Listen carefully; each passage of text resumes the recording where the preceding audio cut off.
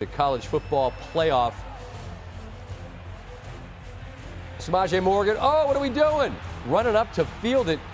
Michigan threw what would have been a pick on their very first play of the game.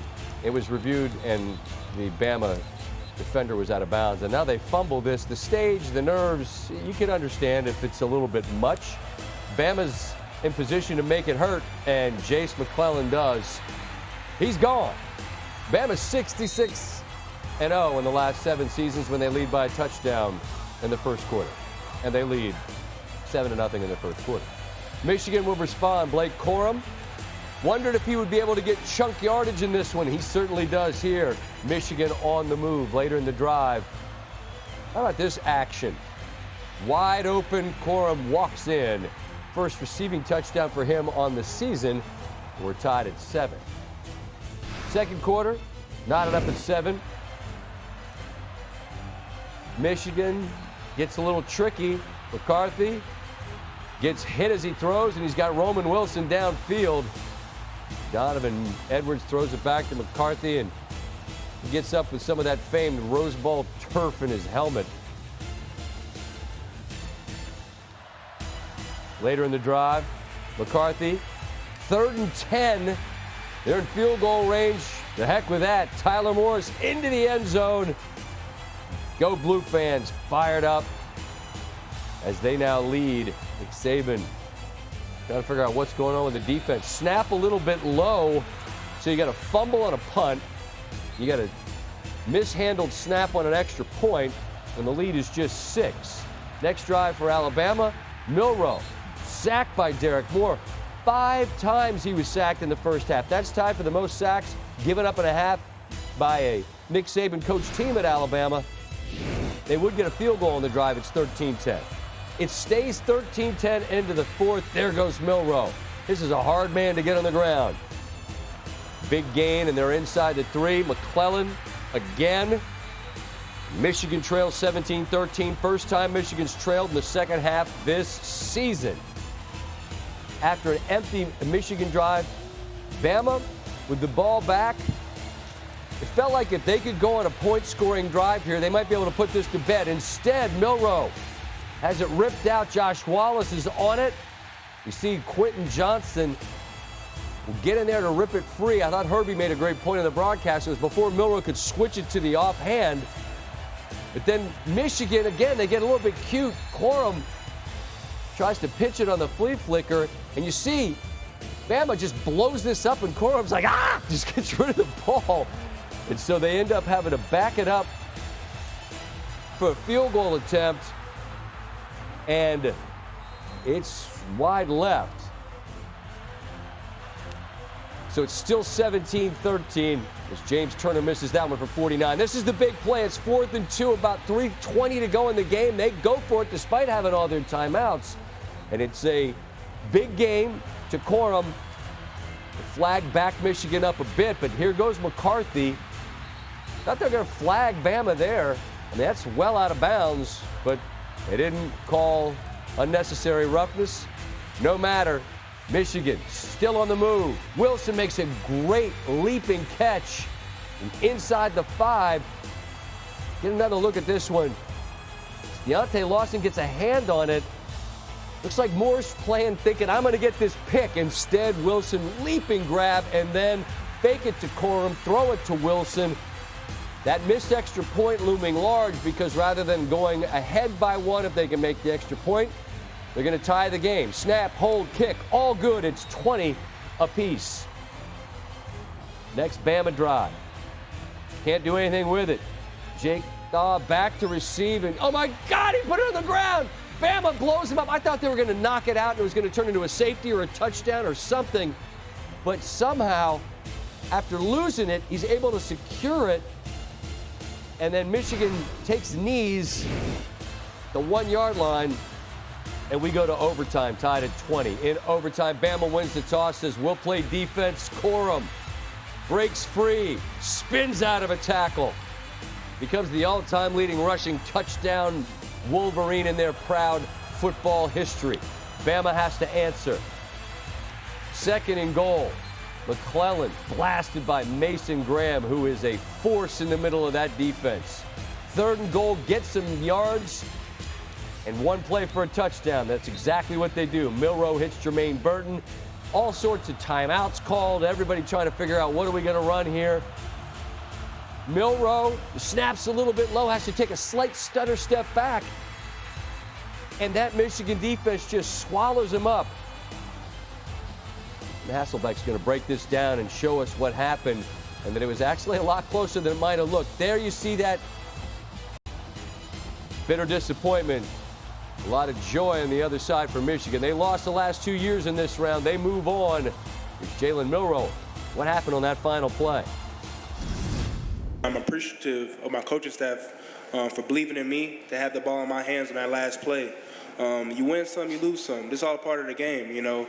With anything, you know, all it came down was fall back to your level of training, and we just failed on that play. That's all it was, you know, because at the end of the day, I just trusted the guys up front for believing in me on the last play to have the ball, and unfortunately, we just missed, and we just didn't get in the end zone. This is the moment we were built for. This is the moment where you know, we come out here and play for, and we knew exactly what was going to happen. You know, it's like when the moments gets tough, who you go to? You always go to your best player. They went to their best player, and when we were right there to stop it, you know. So we sent the house. You know, like I said, it's 4th down. It's one last play. Everybody's strained to the ball. We called 3 plays. One they called timeout, one we called timeout, and the last one that didn't work. So the fact that it didn't work made it a really bad call. You know what I mean? So, but we called timeout because we had a bad look. We had a good look on the first one. They must have known it. But Tommy just felt like the best thing that we could do was have a quarterback run, which was kind of our 2-point play, one of our 2-point plays for this game. And the ball was on the 3-yard line, which is just like a 2-point play. So, but we didn't get it blocked, so it didn't work. We didn't execute it very well, and it didn't work. And they pressured, and we thought they would pressure, but we thought we could gap them and block them and make it work, and it didn't. Tim Hasselbeck with us. I start with my appreciation for you. Just as I said for Herbie, it's 1:50 East Coast time, and you're here. We get games like that, man. We do it every week. I get it, but I just want to say to our viewers and to you, I appreciate you. Tim, Nick Saban just said what you're about to show us. We didn't execute it. You told me how close they were to walking in the end zone. I'm like, what are you talking about? He ran right into the line. This is really close. And he was saying, hey, it wasn't a good call because it didn't work. But, man, it actually was a good call because they had a good look. We're going to run it from the live look right now. They motion the back out of the backfield. Obviously, the defender goes with him. And it looks like, hey, we just got stuffed at the line of scrimmage. But you're going to see from behind how close this is. All right, back leaves the backfield. Now, watch how they block this. It's going to be, they're blocking quarterback power. So the tight end's going to block down here, and then you're working this double team here, and the right guard is going to pull around for this linebacker, okay? Now, the unblocked defender is this guy right here. But Scott comes so far up the field that he takes himself out of the play. So we run this in slow motion, you can see what I mean. Here comes this defender so far up the field. Now, here's the guard pulling around, and he's going to block here. Well, all Milroe really has to do is get into the hip of 77, his right guard, and he's going to walk into the end zone. The problem ends up being that the right tackle, J.C. Latham, who's 360 pounds, just gets blown back into the backfield. But you can see he's going to walk in. You called it reading the highlight. The snap is low. So when we look at this tight, that slows him down a little bit so he's not into the hip. Step back. Yeah, he's not into the hip of the guard. And Josiah Stewart, who's 245 pounds, takes a 360-pound man who's hinge blocking and drives him back into the backfield. That's what makes the play. But that is inches from being a walk-in, stand-up touchdown for Milroe. It's the timing of how fractional these things are. And it's why, I mean, from August until now, you've been drilling this, and that snap's a little low, and that step back, and then, I mean, he got Reggie Whited. I mean, Reggie White, like, literally. No, he got bull rushed. And so they brought pressure. It's kind of one of those things, like, why you lift all those weights. One of the best matchups you can get is you're back on a linebacker and then have him run through traffic. It was a beautifully timed play call, and not all that different, Scott, than the play you referenced in the highlight on 4th and 2 of getting Corum into the flat. The Corum interview that we have from earlier is coming in a bit. Kalen DeBoer as well. I feel like they used some version of that action with fake to Corum and throw to Wilson in overtime. That was the touchdown that gave them the lead as well. A quick thought on Penix tonight and what he showed you. What stands out on a scintillating performance? Biggest thing for me, he was the best player on the field. I think when you can say that about the quarterback, that's a big deal. And then his accuracy, the deep ball accuracy for Michael Penix was outstanding. Like it's next level stuff, isn't it? Like I keep hearing about everybody else that's going to get drafted. Who throws a better deep ball than this man? And look at this, inside release. He's throwing this football right now. Look at the relationship on the corner route with the defensive back. That's perfect. And then how about movement in the pocket and then making a throw? So this should be a sack. You got a free runner in the backfield, but able to get organized quickly, accurate throw to the face mask of a receiver coming across the middle of the field.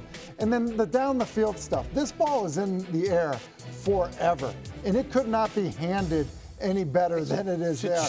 Just look at the accuracy.